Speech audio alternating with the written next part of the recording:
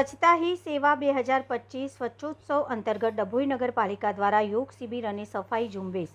ગુજરાતના પનોતા પુત્ર અને દેશના યશસ્વી વડાપ્રધાન એવા શ્રી નરેન્દ્રભાઈ મોદીના જન્મદિવસથી શરૂ કરી દેશને આઝાદી માટે સિંહ ફાળો આપનાર રાષ્ટ્રપિતા મહાત્મા ગાંધીની જન્મજયંતિ 2 ઓક્ટોબર સુધી સમગ્ર દેશમાં સ્વચ્છતા અંગેના વિવિધ કાર્યક્રમો સ્વચ્છતા હી સેવા 2025 સ્વચ્છોત્સવ અંતર્ગત રોજે રોજ અલગ અલગ થીમ પર વિવિધ કાર્યક્રમો યોજવા માટે સૂચના સ્વચ્છ ભારત મિશન અર્બન હેઠળ મળેલ હોય ડભોઈ નગરપાલિકા દ્વારા નિમિત્ત સેવા પખવાડિયા અંતર્ગત ડભોઈ નગરપાલિકા દ્વારા યોગ શિબિરનું આયોજન પ્રમુખ શ્રી બિરેન શાહના અધ્યક્ષસ્થાન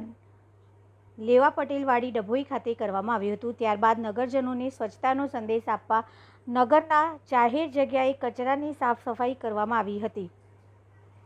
આજના આ કાર્યક્રમમાં ચીફ ઓફિસર જયકિશન તડવી, સભ્યશ્રી સેનેટરી ઇન્સ્પેક્ટર મહેશભાઈ વસાવા, મહેશભાઈ પરમાર સહિત પાલિકાના કર્મચારીઓએ સિનોર ચોકડી વિસ્તારના જાહેર માર્ગની સાફ સફાઈ કરી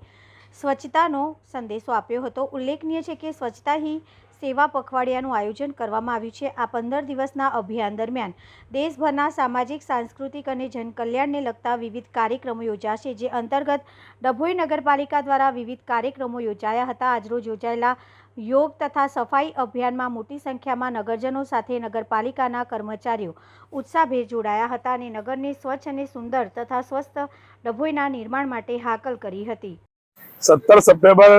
માનનીય પ્રધાનમંત્રી નરેન્દ્રભાઈ મોદીનો જન્મદિવસ અને 2 ઓક્ટોબર મહાત્મા ગાંધીજીનો જન્મદિવસ નિમિત્તે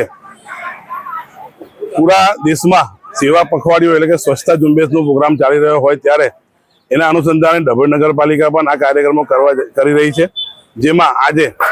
પટેલવાડી ખાતે લોકો સાથે યોગનો પ્રોગ્રામ રાખવામાં આવેલ હતો, જેમાં સ્કૂલના બાળકો,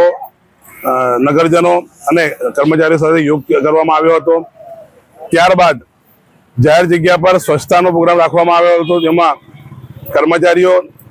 જાહેર લોકો અને ચીફ ઓફિસર સાથે સફાઈ ઝુંબેશની પ્રોગ્રામ કર્યો હતો, જેમાં